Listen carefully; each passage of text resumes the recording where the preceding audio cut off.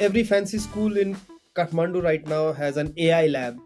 What is a child going to do in an AI lab? Like it's a scam, isn't it? Can you just put another like sign over the computer lab, call it an AI lab? That's what they're doing, right? BBA in AI, there Is are there something courses. like that? I don't know. I have not seen. I need to go and No, check. no, no, you'll see it like BSc IT in AI, everything is AI, MSc in AI, MSc and AI then makes sense. Like I don't know. core skills for 2030 is AI and big data, technological literacy, creative thinking. If there is no systems thinking, I think a lot of this won't work. Let's even workflow, right? It is systems thinking. Yeah, How, I how, how think do you learn workflow engineering? you solve any significant problem with N10, you've automatically wired your brain into thinking in terms of workflow because one thing has to send the take an input, send the output to another node, Yeah. then there might be branching and all of that. So I think teach N10 and you've all automatically taught workflows. One of the feedbacks I've been getting about the podcast is like it's coming up on everyone's feeds.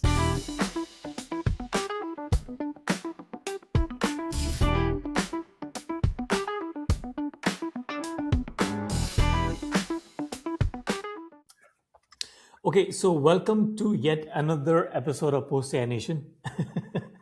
Lots been happening in the nation. How are you doing? I'm doing good. I'm doing good. Finally, my cough is receding, but Okay. I don't know. It's not. It's never. It's like some part of the cough has stayed with me. It never goes away. So yeah, I have to get it checked out. Okay, hopefully. And not no medical advice in this podcast. No So you medical get it advice. checked.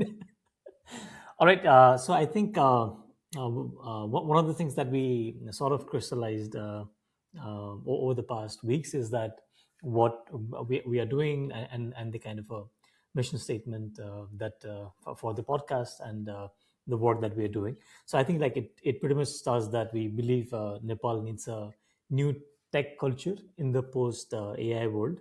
But then the general conversations that are happening right now doesn't really are not really sparking the shift that is necessary. And then it is not really something that just to say it that there's a shift happening. It is actually like high time.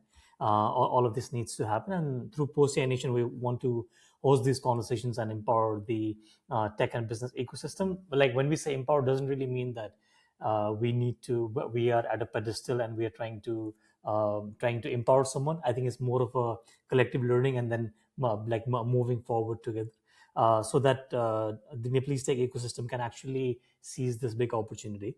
And I think that really excites me. But I also see incredible amount of mass ignorance on the kind of limitations that we have as an ecosystem for this kind of opportunity. The conversations that happen around, like we will export so much more tech exports over the next years. There is so much nuance to it. That is not the complete picture. There might be a scenario where we might just enter into a bloodbath scenario where people start losing jobs and stuff like that. So obviously we'll get to that, but we are working together now. So past 2 weeks, let's start from the reflection of how that's going. How are you feeling about it? What are the new things that you're seeing? I'll obviously share from my end as well. So maybe we can start there. Hmm. Yeah, I think before I go to that, I just wanted to reflect on the mission as well. It's been a long time since we talked about that, and really, I still remember that meeting we had where we drilled down on the mission, and once we got to that point, it became so painfully obvious, right? Like, Painfully obvious uh, is the new thing. yeah, like conversations shape culture, Yeah, and we wanted to see a shift in culture. So we said, well, let's have the conversations that will shift the culture around AI especially in Nepal, yeah, in the right direction. It's pretty much it's so simple, yeah. It's very and simple. Yeah, we want to host those conversations. Right now, it's a podcast. Tomorrow, it might be a community. Day after tomorrow, it might be a physical event. But the yeah, idea is, everything we do revolves around this idea of starting the right conversations. yeah, yeah. And one of the feedbacks I've been getting about the podcast is like it's coming up on everyone's feeds. Okay. Everyone is telling me that like I see post AI nation. everywhere. the, So the thing really is, I mean, like, there are not a lot of followers. I think we just hit 50 subscribers, so thank you so much everyone who was our first 50 subscribers. But I think a lot of people are watching. A lot of people, I've a lot of people have come and told me that I just leave you guys to talk somewhere, and then I just hear whenever I'm like doing some work and stuff like that, which is great. Like, mhm, they don't need to see our face all the time. yeah, Yeah. So yeah, let's go back to the past 2 weeks. A sure. lot of things happened. A lot of things has happened. Like, we zoomed through a lot of stuff. How has it been for you? What are the new things that you saw? And I'll share the same from my end as Sure. Um, I think biggest change for me, really the biggest, by a big mile, is the the change. So we went from kind of Google Suite well. Hmm. plus Basecamp plus Microsoft Teams Hmm. as our communication plus document plus project management stack Yeah. to Slack plus Notion plus N10, Hmm. right? And after no, I think it's an old adage: the tools we use shape us, Yeah. right? So just seeing how this shift to from Slack, from Teams and G Suite. I mean, we did not move away from G Suite. We're still using Gmail, but the document management G Suite, part of G Suite, we moved to Notion. Uh, and yeah, it's just insane. Just today, I'll give Yeah. you one example. So every department has a Kanban board, right? And just today, I what I did was I created Kanban channels on Slack, Hmm. and I created automations in those Kanban boards for each department, Hmm. so that every change to any Kanban board item Hmm. gets sent to Slack, Okay. right? And then I sort of added the AI summarization daily update. What's it called? I forgot the term. One second. Uh, there's a very specific term in Slack for that. One second. Ugh, what's it called?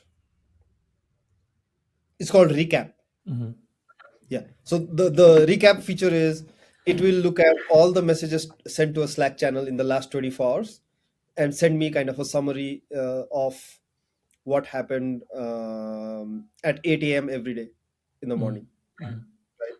So from tomorrow, as long as people are updating the Notion Kanban boards, Yeah. I know what each department accomplished in the last 24 hours. Hmm. Right. Okay. And I created this workflow out of the need that we saw in the last week, where we saw that interdepartmental communication was lacking, right? Hmm. Hmm. uh, and almost solved. Like, Yeah. it obviously it does not solve the problem of psychological safety within the team, all of that, but at least I can, as the CEO, I can detect problems earlier than Yeah. than before, right?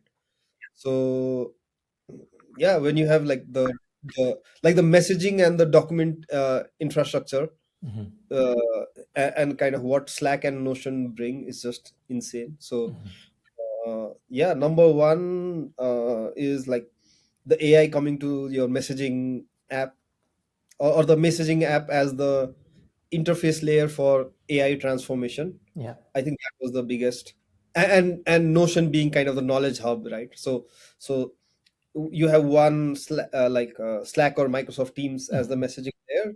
You have something like a Notion or Google Drive or whatever as the knowledge hub, and then these two coming together and like enabling organizations is just Yeah. insane to me. I still get surprised by how powerful these things are. Yeah, and then I think the amount of things that we've just seen in 2 weeks, still early days, still possibility, but then it's very very grounded possibility now. One of the biggest things that I see as a trend is that, and it's in every organization. When we think about AI agents or AI co-workers, we see as an extended arm of what we want to do as a individual. And I think the biggest challenge everyone is going to have is how do I first remove myself from that operational workflow, and then see how does this work happen.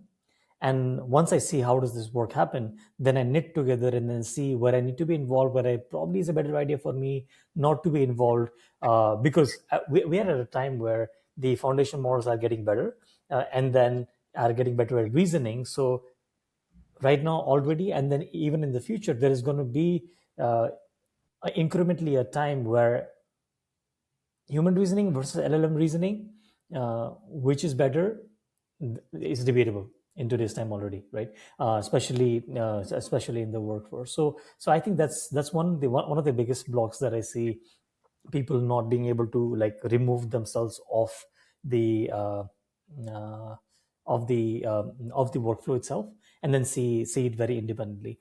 And the other thing that I saw, like, not I'm just talking not in terms, just in terms of programmers, but generally with the other organizations that we're working with as well.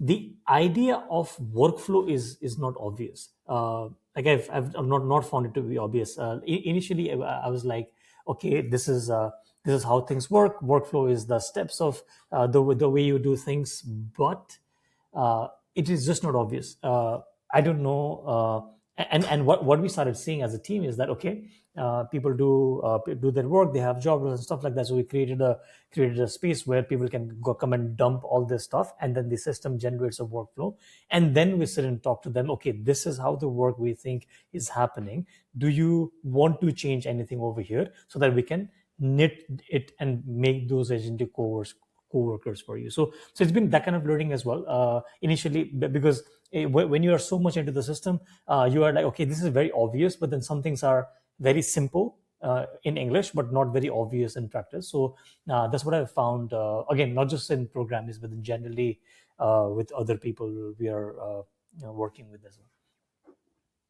And then what we talked about today as well, right? Like, for example, people use AI as a blanket term, but and then AI, when they speak of AI, mean LLMs mostly. But let's not even talk about the whole world outside of LLMs. Yeah, That is the broader AI. yeah, But in general, in common parlance, when someone says AI, they usually mean LLMs. yeah. But even within LLMs, all right, like LLM can be okay, Chat GPT and all of that, like this conversational Mhm. space where you can Q&A format, right? Yeah, So almost like answer engines.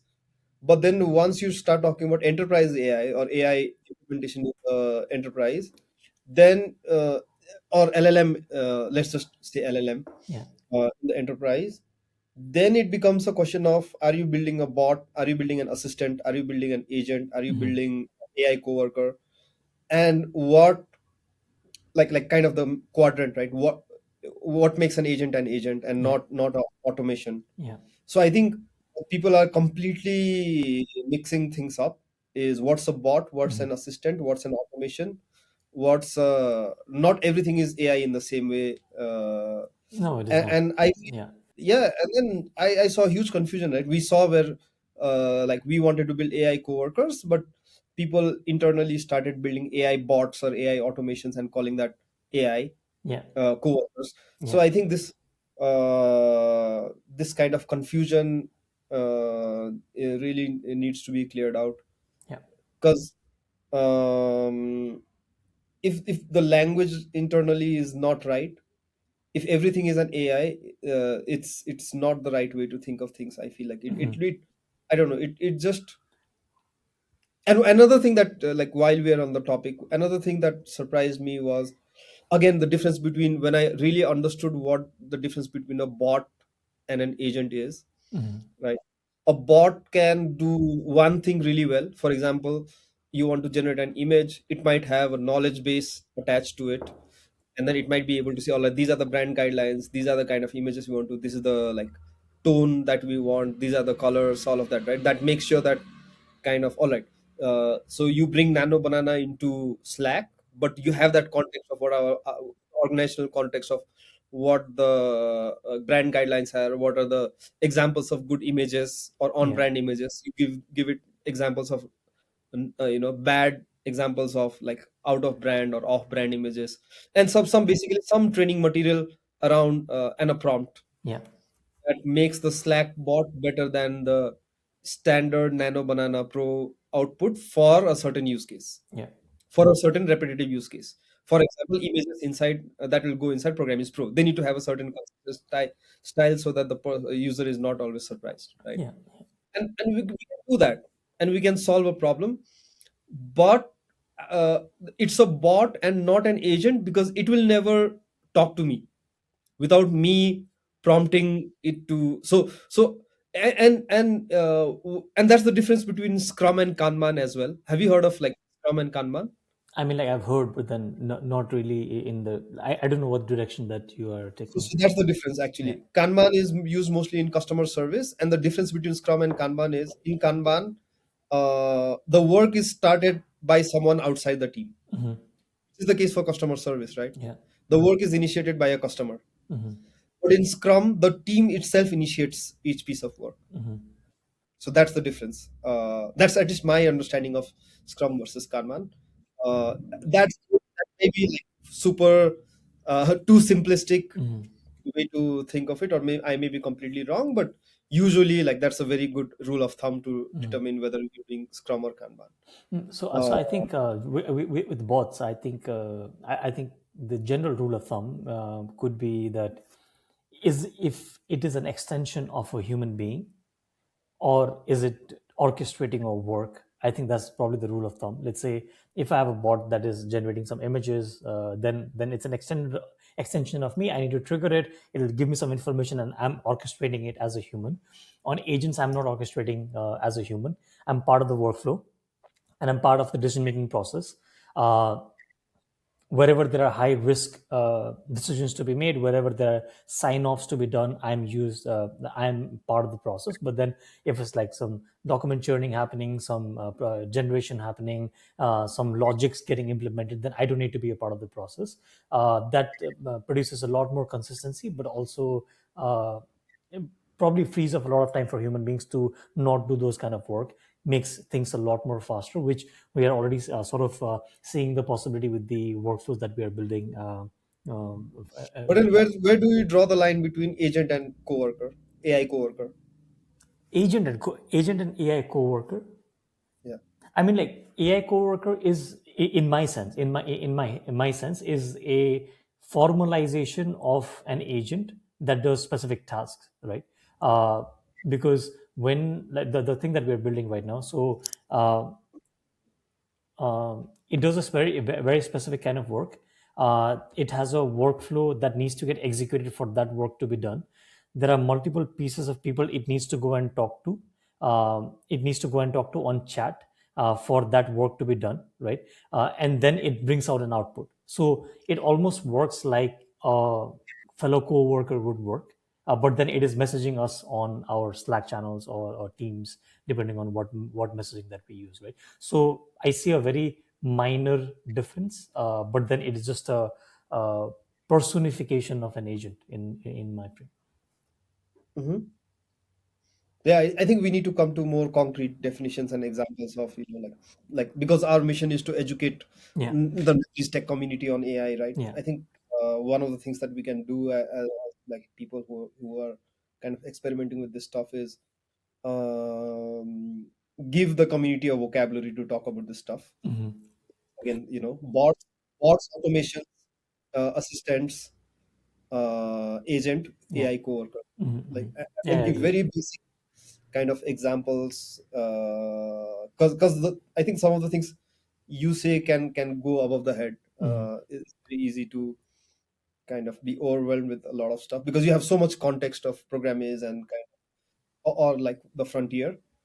I think we need to distill it down to very basic examples Yeah. and have the quadrant right of like Yeah, uh, I think this is something for us to put to work as well. The definitions, because like the lens that we are seeing as a team is more from like what is the value that this technological adoption can generate, and I think the natural part of that is how do we define these boundaries, and I think that is something that probably the next few weeks we spend time. Obviously, it's a global thing, so we see Anthropic coming and talking about all of this kind of stuff, but then the biggest gap that we are seeing right now is how do organizational adoption happen, right? And then that's where probably you are right. It needs to be defined a lot more clearly so that it creates a mental frame. And Yeah. we've actually found these mental frameworks very helpful when working with organizations. That's the reason why we created the AI pyramid as well. When it comes to AI adoption, the other thing that I've been working on is I am astonished how confused organizations are getting in today's time with traditional AI and generative AI. It's just crazy. I mean, like any organization wants to do some AI adoption. The first conversation they're having is, I need this much GPU, I need this much, these many AI scientists, this many AI researchers in my team. Then only I'll be able to, and this is the state in which my data needs to be, and that's the only place where I can start, which is not right. Which is Mhm. absolutely not right. I think so much of money and time and resources of top leadership, especially in legacy organization, is being wasted to think of AI as a broader umbrella on where they are thinking, okay, AI, I need GPU. Why? Why do you need? Yes, obviously you need GPU for AI implementation. But why do you need that for the work we are doing right now? Do you think we need GPU for the work we are doing right now? No, no, not at all. And then we might have spent some money on kind of the Slack, Notion, and a setup. But then that is not GPU kind of money, right? Yeah, yeah, it's very little money actually. I mean, it's a lot of money for most organizations. Like for a company that has to make money from Nepal, Yeah, I think that would be a lot of money, and I wouldn't recommend every company to go move to Slack and Notion. Yeah, not every organization is going to be able to afford the Slack business plan, which has the AI and Notion, and and this setup. yeah, But for any organization that's making money in dollars, and those are the organizations that are going to be most affected by AI, right? In a way, yeah, is like because those organizations are playing on a global marketplace, and they are going to be deeply affected, especially tech outsourcing companies. I think they are going to be deeply affected. So again, I keep on going back to that $100 per month per employee number, yeah. right? If you're not like if you're totally confused about where to start your AI transformation, just think about I have to spend $100 per employee per month on AI. That's a Mhm. great starting point. And what's like that's my kind of cart size or cart budget. And then what are the tools that my team needs? Probably if it's a deeply technical team, it needs. I mean, that's doing a lot of coding. It needs Cursor or something, a GitHub Copilot or something like that. If it is a and what are the teams? What are the tools that my entire team needs? What are the certain tools that only certain departments need? Right. So just having that holistic budget of I need to if I don't invest this money today, I'm going to be in deep shit very soon. Mhm. And there is the other side as well, right? Because we have people, and then it is obviously about equipping people with AI tools, which almost is not negotiable. But it is also working on the workflows. It is also working on building systems that can make the company AI native. Like because like one of the conversations that I have with a lot of organizations that we work with is that okay, now you gave Chat GPT to all your employees, you gave some XYZ AI tool to all your employees, right? What is happening to your knowledge base? Everything they are talking to the ChatGPT, everything that they're talking to those AI tools, where are you going and storing all of that information? And if you have to really see what is happening in the organization with the AI tools in an integrated manner, there is no answer to for most of the organizations, right? And you can actually start here, and the AI transformation or AI adoption does not really need to start from, like GPU and stuff like that. It can start from what is my business logic? Where do I need to implement it? How do I need to engineer it? Right. So if people, and especially larger organizations that have massive human resource crunch, it is it is one of the biggest opportunities for them in today's time, where they can actually build a lot of these kind of systems that can actually enable uh, a lot of human efficiency as well, but then also organizational efficiency. and then the calculation of every employee and then multiplying them by the amount of money that we need to spend on AI tools, that completely changes, because now you are sort of rethinking how the organization needs to be shaped, what are the kind of integrations that we need to do, right? Then suddenly maybe there is a 50 people team that just becomes super crazy powerful with all of these things moving and all of these things deeply integrated. We don't need larger infrastructures to do this, but we definitely need the right engineering talent to be able to do this, which I think I'm at a point where I can really say that you need the right engineering talent. Without the right engineering talent, it is not going to happen, and it's not obvious for anyone who is coming from a software engineering background to really understand what this really means. Some people it just clicks. For some people it takes a lot of time, right? So for organizations to really identify who are these people who can think in workflows, who can enable breaking down of business logics, put it down, stitch it together, and then use foundation models, use business SOPs to actually make all of this, orchestrate all of this. I think those people need to be found in every organization, need to be nurtured, need to be protected, or like anything that organization can do for them right now, they should be doing it, because that's a very, very scarce resource. And that's something we are seeing as well, right? Like, obviously, most people who can kind of break down a problem into pieces, and kind of start, first break it down, then do the bottom up building, like they are great coders, and the same people would be great at as workflow engineers.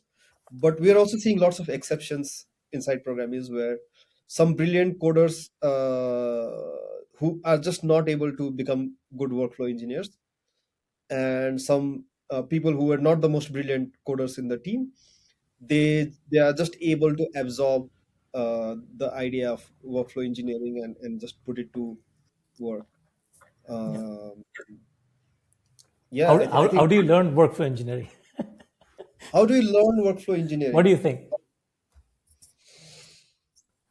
Hmm.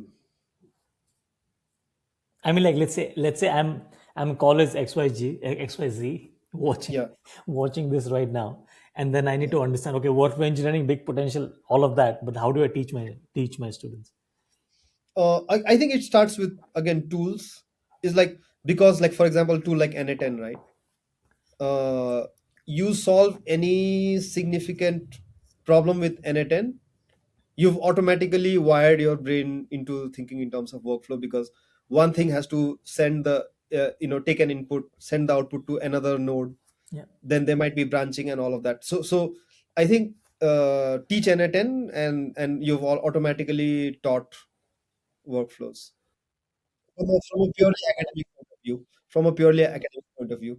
I think the other thing that I think that probably the distinction between agentic AI agent and then coworker would also be the orchestration, right? The right now AI agent has to be totally autonomous, and I think the definition from Anthropic really helped that as well. That it has to be autonomous, it has to run its own.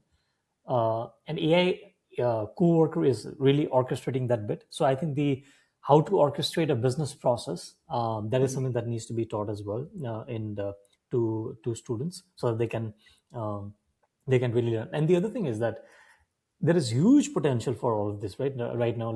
If we, like, I was going through Twitter, like everyone is talking about this. I saw a video, Mark Cuban is talking about it, everyone is talking about it. So I think, Alok, one course on Program is Pro that you and I should write somewhere in the future. I don't know when. Is kind of, we build four different workflows, Yeah. all on NA10. Yeah. Uh, one should be a bot, one should be an automation, one should be an assistant, and one should be an agent, and the And fifth one should be an AI coworker. coworker, just Right. for the So, nomenclature's sake as well. just for the nomenclature, is like, you can use the same tool to build all five. Yeah.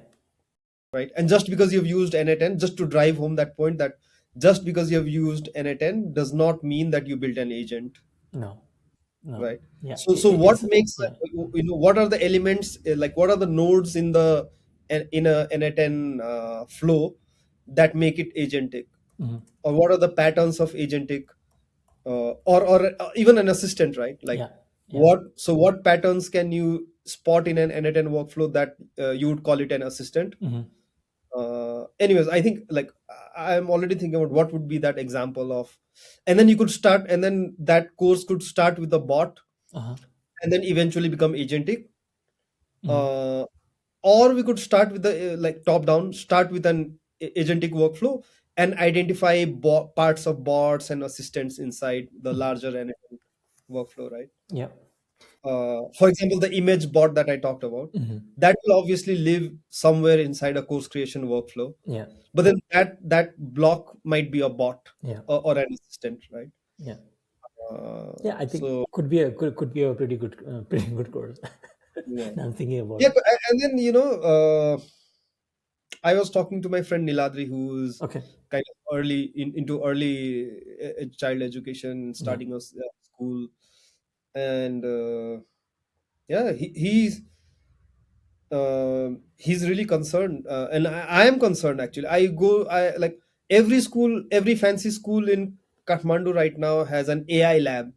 What is a child going to do in an AI lab? Like, like, can you just put another like sign over the computer lab, call it an AI That's what they're doing, right? It's just so superficial, and it's a scam. It's a scam, isn't it? Like, if you were to go to every school that has an AI lab and ask, okay, why are you calling it an AI lab? I, I don't know. I don't know. Do they have an We should call answer? some people. We should like, yeah, Or maybe some parents who watch this should go and ask schools, what do you go do and in AI? exactly go and ask the schools, right? Like, you were saying that this AI and then it was really during COVID that parents realized the level of education their children were getting, Getting, because yeah. they were able to join in on the Zoom calls. Yeah. Before, like, the walls of the classroom had isolated the parents from the schools, right? Yeah. And then the kind of common reaction of parents, when they saw the quality of the classes, were like, Yeah. really, like, this was what was being taught in the classrooms. Yeah. So the 2 or 3 years of COVID was such a unique cultural shift in terms of education, because Hmm. it was really a 2 year window, and that's why edtech collapsed, right? Completely. The edtech, entire Hmm. kind of, the Byju's and all the big edtech players, And Byju's, maybe Udemy, the fact different that Udemy had different reasons as well. different reasons, yes, overvaluation, all of that, but I don't know, you know. Uh, so this is one of the things, because and it fits with our mission, right? Is Yeah. starting these conversations, is, are we going to look at AI in such a superficial way that we just put a label over the computer lab and call it an AI lab and use it for marketing? Yeah. If you look at all what colleges, the engineering colleges are doing, or not even the engineering colleges, even management college, like, what the, I mean, I want, what the bleep is a BBA in AI? Just doesn't make sense to me, right? Like, what are you teaching? What is the BBA exact? BBA with assignments being done with AI. BBA in AI. So, we really BBA need in to AI. BBA in AI. There Is are there something courses. like that? I don't know. I have not seen. I need to go and check. No, no, you will see it, like BSc IT in AI. Everything is AI. MSc in AI, MSc and AI then makes sense. Like, I don't know. And then they may have one, like, okay, MSc in AI makes sense, yeah. as the course makes sense. But if you look at the actual curriculum, okay, which part of this is AI? Mhm. No, I think again, like that could be a very deeper conversation as well. But then again, I'll go back to my traditional AI kind of like generative AI kind of discussion, that a lot of these courses are really focused on traditional AI, and I think that is one piece of conversation that really has to shift to really understanding, because I think that one conversation is stopping a lot of organizations to really think that, okay, I need to spend a lot of money, so I need to really justify my ROI, and then see like how do I invest, what do I do, who is the right vendor, so many different questions. But then, how much money does it take to do what we did? Like, it doesn't take a Not lot of money, right? So I think that's pretty much it.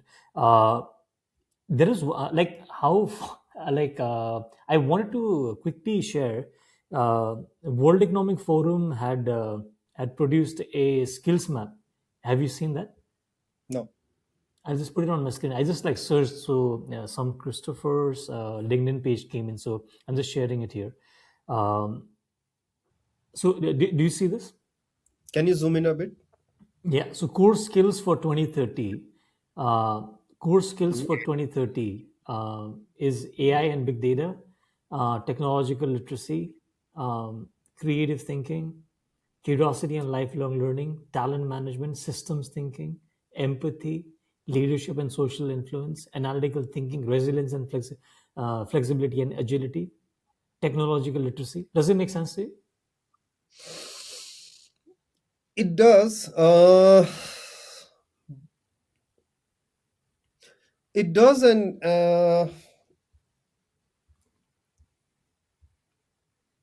And when you see here, programming is out of focus skills already 2030. yeah, Marketing media is out of focus. Teaching and mentoring, quality control. This makes sense.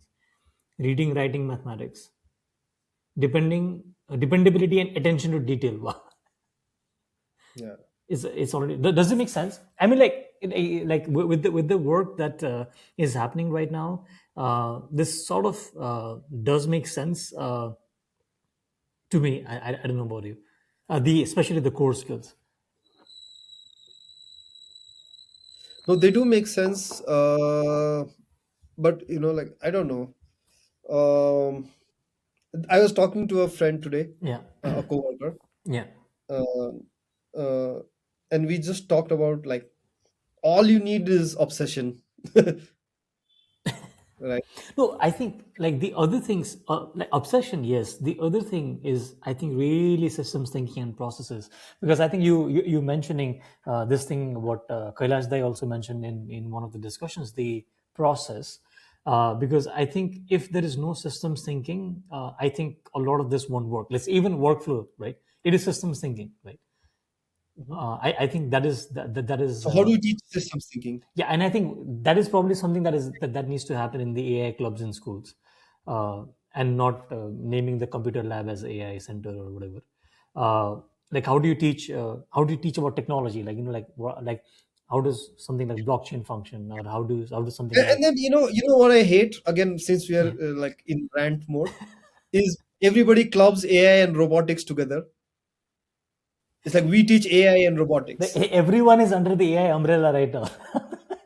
No, but then AI and robotics are completely different. Like, I mean, like we can't say different. We can't say different because like so much of but technology. like I think clubbing those two together, like if any school is saying we teach AI and robotics, um, the immediate feeling I get is it's a scam.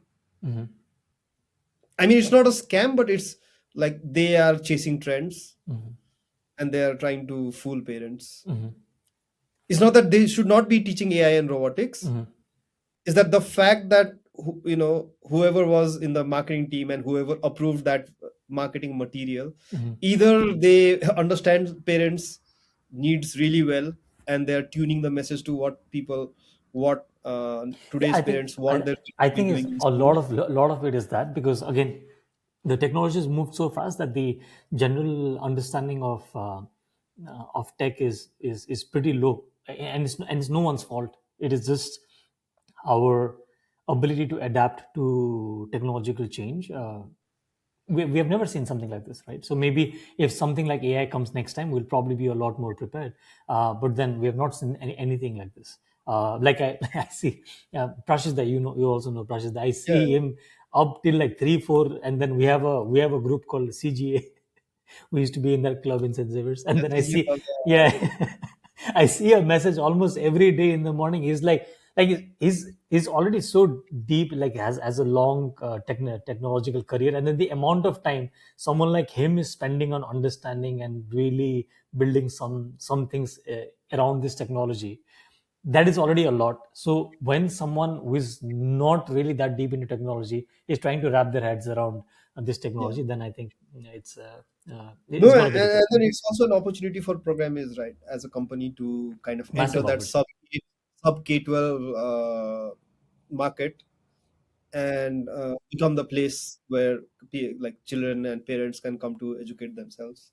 Yeah, In yeah, fact, definitely. one of the our customers is exactly that. It's a company that teaches coding and AI to kids, Hmm. and they bought Programmers Pro, and they're going to be using our code playground to give coding assignments to kids.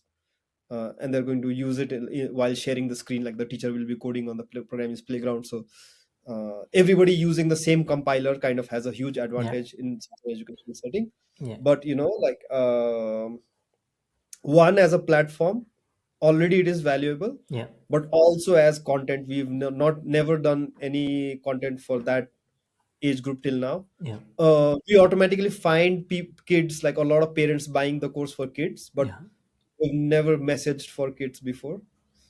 And I So think at the core of it, the thing that excites me most about program is the compiler. I think the curriculum and everything, all of that is great, but then um, I think it enables people to understand the what is happening under the hood a lot more yeah, clearly, and I think that is one skill that is going to be very very critical, because everyone is like pushing things on ChatGPT, writing code with all the AI tools and everything, and to actually teach that, like if I was running an education institute, I would really make good use of the compiler, because that is one skill that is very critical. People should be able to explain what they write, and then it is fine if they generate that with AI, which they should, but then they should be able to explain what they're doing. 100%.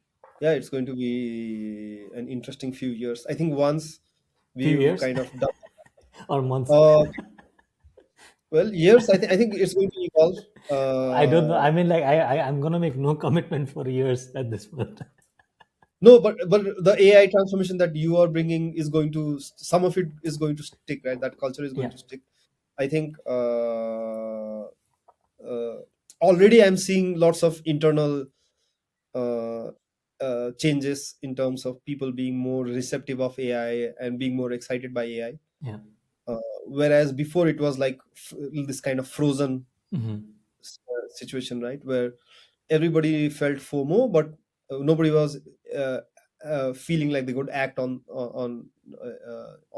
it. yeah, Um, yeah, so I think that was that's the biggest cultural change that organizations need to do, is yeah, these isolated uses of like cursor and isolated uses of chat GPT's AI nativeness. yeah, How do you bring that isolated usage to more organization wide enterprise workflows, uh, that actually, as you said, right, keep the knowledge inside the organization hmm, rather than inside individual people's histories of like chat GPT and Perplexity or whatever they're using. hmm. And this is the point where I feel like chat GPT desperately wants to become like Slack, right?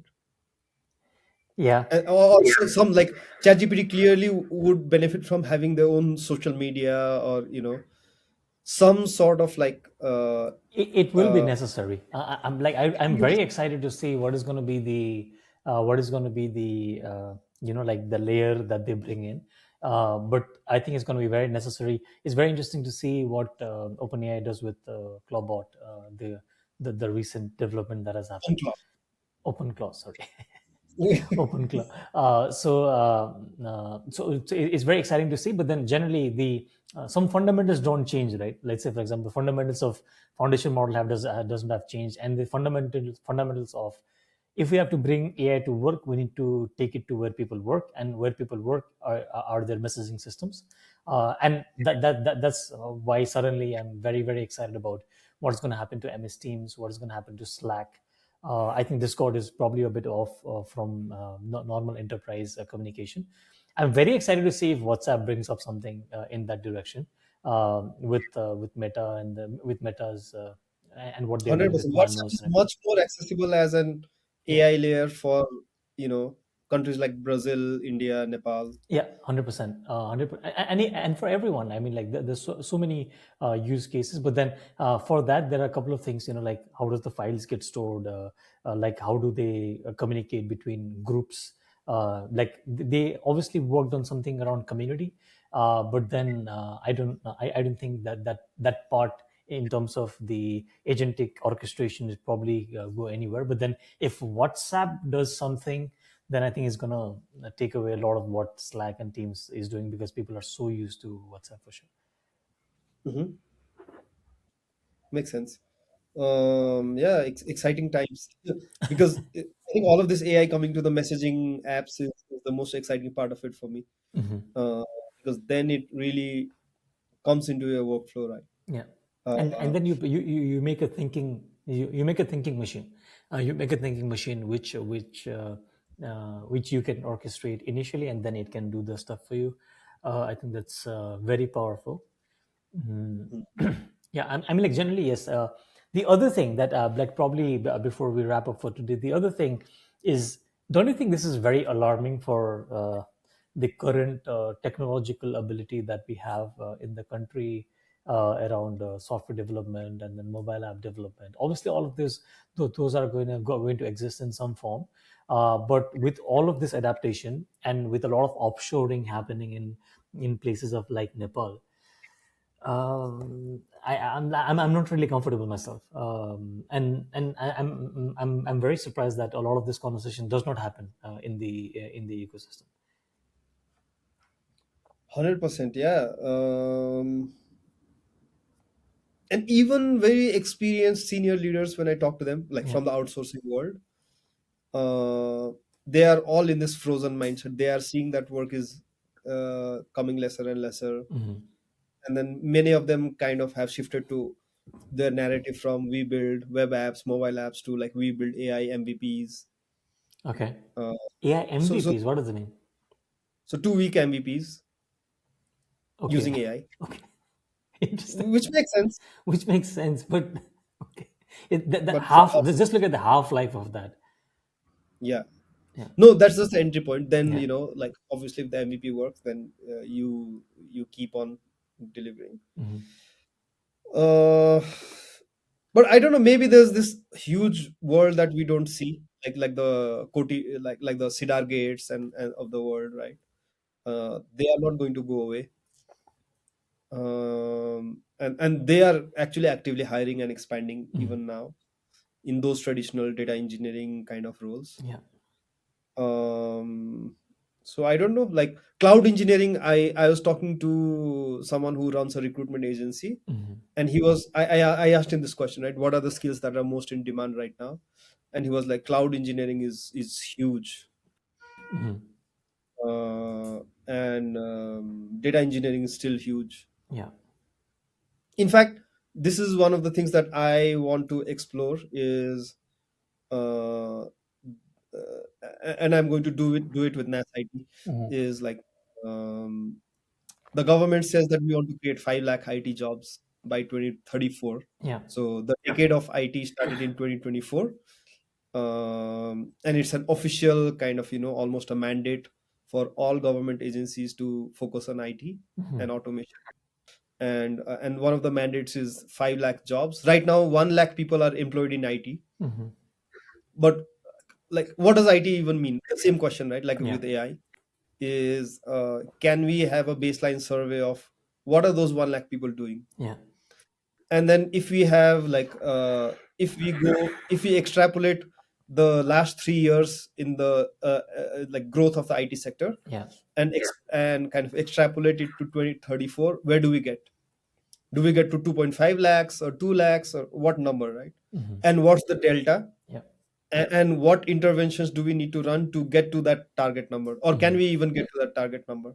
Or was that target number set in a time when AI was not there, and that target number just doesn't make sense? Something else needs to be the priority anyway. So like um and then again keeps on going back to like ho- if you are like university grants commission, or like someone who's designing the curriculum at the school level or at the college level, um I don't know, where do you start? Like it's very easy to criticize Hmm. schools and colleges for being outdated. But what do you do as an educator, right? Especially when you're following a curriculum from a university. Sometimes it's the college is forward, but the university isn't. Hmm. So what do you do if you're like kind of a college under the TU administration, handed down a terrible 20-year-old course? Hmm. There's very limited things you can do, right? Yeah. So I think one of the conversations also becomes is how many extra courses do you run, right, beyond the syllabus? Yeah. And whose duty is it to update the syllabus? And I think one of the cultures, like again, conversations and culture, right? One of the cultures that we need to set is uh, people jumping from industry to academia and back to industry and back to academia, like doing 2 year stints between industry and academia. I see almost no people doing that. Like I know maybe five people who've done that, Yeah. but I don't see any industry people jumping full time into academia for a few years, doing some research work, doing some teaching, and then coming back. That's a very common pattern in the US, right, or Yeah. in advanced economies. Maybe someone needs to kind of start doing that. Maybe I need to start doing that, or you need to start doing that. But really, like, take a break from, like, I don't know, take an exit from the company, become a professor for 2 years, teach what you learn, right, uh, and then that's a great opportunity to see how the new generation is thinking. Then you just have an idea while teaching, or while interacting with students, that just doesn't let you sleep. And then you come back into industry for a few years, build that idea, then again go back to academia, right? If we had like 100 people doing that, just 100, I Yeah. think it would solve, it would bring a lot of innovation into education. I think I see it in two prongs. One is that um, we need to develop a very deep sense of how do we research, um, how do we have a research blueprint as a nation, as an ecosystem. How do we understand the importance of research, going very deep down, understanding problems, understanding and translating that into product. I think that's one part of it, which probably does need to be in college, doesn't need to be in college, because I was exposed to the NAMI ecosystem, which does this amazingly. And then there could be other ecosystems as well. Obviously, there are in the country. The other part, like, I cannot stay without teaching myself, but for me, I think the translation has been okay. I taught in college, and I was like, okay, there is some ceiling, there is some limitations I get bounded by, and then that is what got developed, and it matured into what I do right now. So still want to do teaching, but then I don't know, going and teaching in college probably is the right way to do this or not. Probably doing something like this, probably hosting it online, probably teaching the way I teach cohorts in organizations, the way we are going to do skilling post June. I think all of that probably is a better method in just in my frame, because once I get into college, I'll be handed a curriculum, and that curriculum is great. But to where I'm moving, I know I won't be supported by a curriculum, and the loop is too big for me to actually, because we are learning things in 2 3 weeks, and then we have to keep on churning out those kind of things to people we are teaching, which is difficult when we are sticking to a college curriculum for sure. Yeah, so, but then yeah, I don't know who's going to take that responsibility of updating the curriculum, right? Someone has to do it, because again, that might be the highest impact work, might Mhm. not be the most glamorous one, but might be the highest impact work. Yeah. No, I think And like that is, yeah. So, sorry to interrupt, but I think that is something that we are trying to do with tangible as well, because uh, so if we look at some very developed economies, what they're trying to do right now is the government is trying to understand something called skills ontology. Skills ontology is breaking down skills into multiple levels. That is exactly what we do with competency maps in tangible. So it is not really about updating a curriculum, it is about understanding what skills that we need, and then having a system that can map what we teach to that skills ontology. Because let's say in today's time, if Nepalese government wants to understand, okay, we see warfare engineering as a such a big opportunity for the country to, for its IT industry to actually uh, like IT industry to grab that opportunity. Uh, how do I understand who has the skills in the country? It's very very difficult, right? Maybe when the government is making that decision, how many IT graduates we have, how many AI graduates we have, that is probably the only function that the government can access to. But then when we do when we break it down to skills ontology, then we know, let's say for example, any XYZ college is teaching that curriculum, that curriculum is getting mapped to the skills ontology, and that skills ontology is being used as a point of reference by the government. If skilling happens in that front, then it is possible, because then it is not about who updates the curriculum, it is about what curriculum is pointing to the skill maps that is relevant as of today, right? So then I think the it totally has to be re-engineered, and that's the work that we are trying to put with Tangible, and I think slowly that will start to come to surface as well. Makes sense. Um, yeah, I see a huge need for a lot of white papers kind of work, which is like a bridge between, proper academic research Yeah, and something that is more palatable to people in the yeah, government and the public at large. yeah. Uh, And I think yeah, like, I yeah, don't understand why people don't invest on white papers.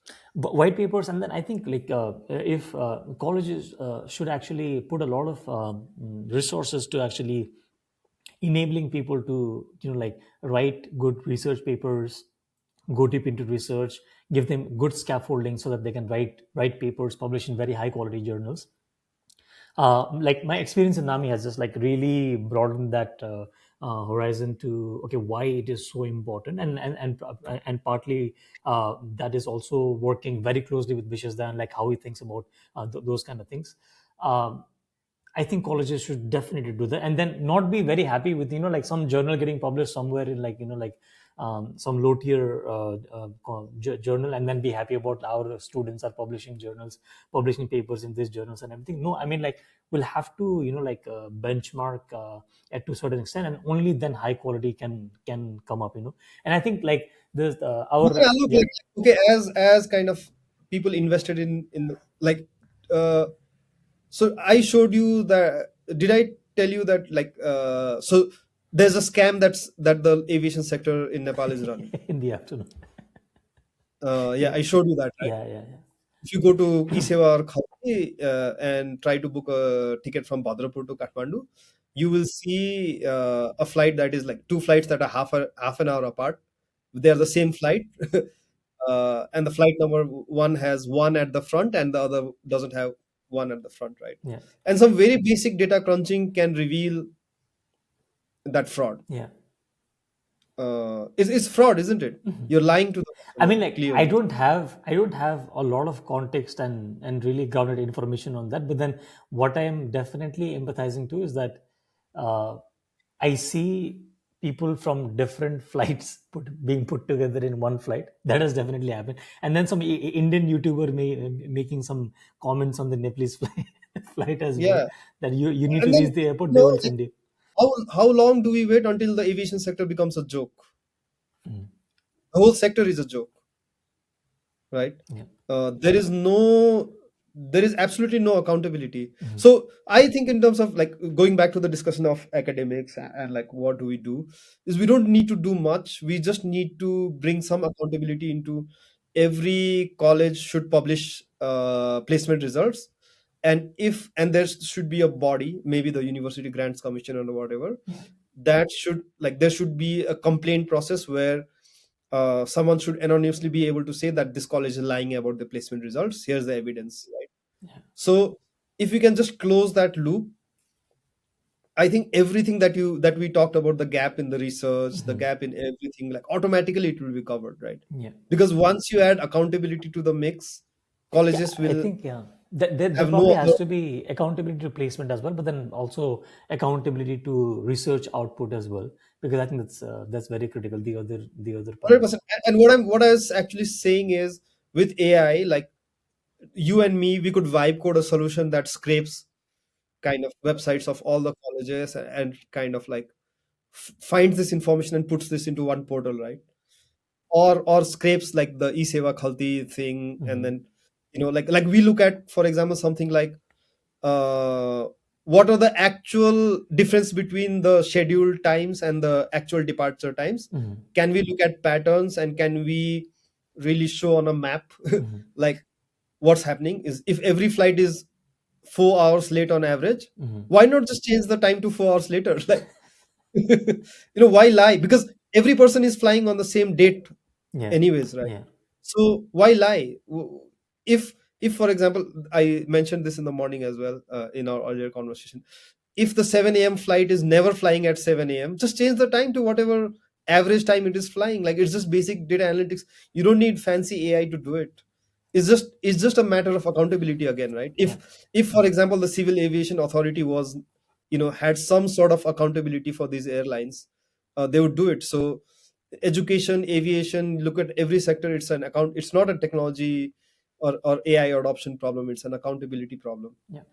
And if it is put in the right way, then I don't think it's going to take a lot of time for this to actually come together. Really not. Okay. Awesome. What else? Rant over. What rant over? What else for today? No, nothing much. I think one of the highlights for me from this podcast was, we again, there's a reason why we started today's episode with the stating the mission of Post AI Nation, Yeah. because I and Alok were having a conversation around what are patterns of resilient organizations, right? And we looked at organizations like Isaac, Mhm. Rotaract, Lions, Toastmasters. Mhm. These organizations, people pay these organizations and still volunteer the time. Yeah. So there must be something about these organizations. Yeah. I mean, like I had a very frugal Indian friend who went to Isaac India's June conference, Mm, and he's like he's looking at 500 people, jiving and everything, and he's like, the person who created this is a like genius. People are working, they are not getting charged. But then again, I think the mission statement and everything, the bigger purpose is so big that people don't mind giving a lot of their time and effort yeah, and energy, and also there is an incredible amount of exposure for sure. yeah. And the outcome that came out of that conversation is, every time, like, you are having a substantial meeting Mhm. or an important meeting, you should start by, like, just starting from the goal of that meeting, Yeah. right? Why have we separated 1 hour of our time to do this? Just starting with the goal is such a huge unblock. And the culture that these organizations, the Toastmasters, the Rotaracts, the Isaacs of the world, of starting every meeting with the mission, it makes sense, right? I think Yeah. that probably is the one reason why Toastmasters has survived more than 100 years. Mhm. 100 years. Can you imagine the resilience of an organization that survived more than 100 years? Yeah. Insane. That to a global organization, Yeah. right? So even today, like, every Toastmasters meeting starts with the mission of the Toastmaster International Yeah. and then the mission of the club. Yeah. So, we really need to start copying these patterns into our organizations. Yeah. It's not rocket science. Mhm. And I think I've seen this live, especially in ISEC. So I was in ISEC around 2025, 2026. I spent around like 4 or 5 years. And at that point of time, one thing that always happens in an ISEC conference or a meeting is that it starts with the ISEC way, like how we do this and things like that. Uh, at that point of time, when I was in ISEC, it was just another session. But then, as in when you go away from that time that you spend in the organization, you realize that how important that one session repeating in every local meeting and a national meeting and international meeting it is. But ISEC went through a very, very interesting transition because during COVID, because generally the organization facilitates cross-cultural exchange, and then in COVID you couldn't do that. And when I went to chair one of the conferences later, I think in 2023, I realized that a lot of that had got derailed, and then some other activities were happening in ISEC. I was like, Mhm. wow. And then there was one block where we had to come and then talk about all of these things, share a lot of past examples, and then the organization finds its way to like come back to its self. But then resilience, right? Like there will be scenarios that will force the organization so far away from where what is supposed to be. That, but the only thing that puts together is the mission statement. The in ISEC we used to call it the BHAG, big hairy audacious goal. And then when we come to our, in current context, program is the mission is so beautiful. Even post AI Nation, I think that the mission statements are so important. That doesn't change even in the post AI world. Yeah, yeah, and I think if the like one takeaway, if your organization doesn't have a crisp mission statement, Yeah, anyone listening to this, I think you should we attend a should. positioning workshop with Punit Bhai. No, no, that's different from mission. No, I I mean, like think, again, I think that translates. It's pretty, like complementary thing, like how you come to a very crisp positioning message, but also how you come to a very crisp mission statement. yeah, yeah, but all of these things that used to feel like, or maybe like that are taught in a fluffy kind of way, Yeah. really start to make sense when you're going through a transition in your own organization. Is like, I still remember the uh, anyways, I think it could be a completely different podcast: mission, vision, values. Mhm. I think I think I just know one person. I just know one person who should be a part of that conversation, and that is Bishes Dai. Yeah, All right, I think we I should think bring him. It's about time. Bishes Dai with mission vision statements, holding the organization's mission before its existence for 7 years, and then implementing it. Like I have not seen anyone who is like so tight with mission vision, which is very inspirational to say the least. Yeah. So yeah, All right, Vishestai, you're coming soon. But that no, I think one of the theme of our podcast definitely, because again, goes back to our mission of starting the right conversations, right? yeah.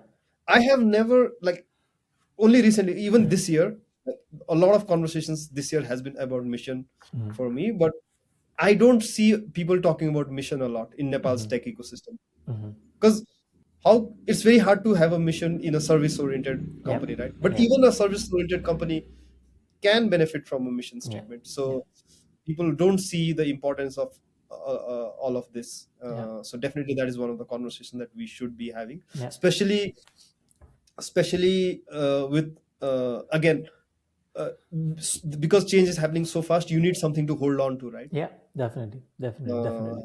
So the mission statement is even more important today Hmm. than before, because when a lot of change is hitting you in the face, Yeah, a mission statement is something that kind of grounds you yeah, into something long lasting, even almost, when the organization is having a lot of changes yeah, inside. almost like a compass Yeah. that needs to be there. But then also, like, very interesting conversation on, yeah. I mean, like, if someone is crystallizing the mission vision statement right now, maybe it would look a lot different. Yeah. Yeah, awesome. Good for today. Today was a Yeah. little bit longer. No, it was intense as well. Awesome. So if you're watching till now, thank you for so much for all the love. Thank you so much for watching, and see you in the next one. Bye bye. Yeah, bye bye.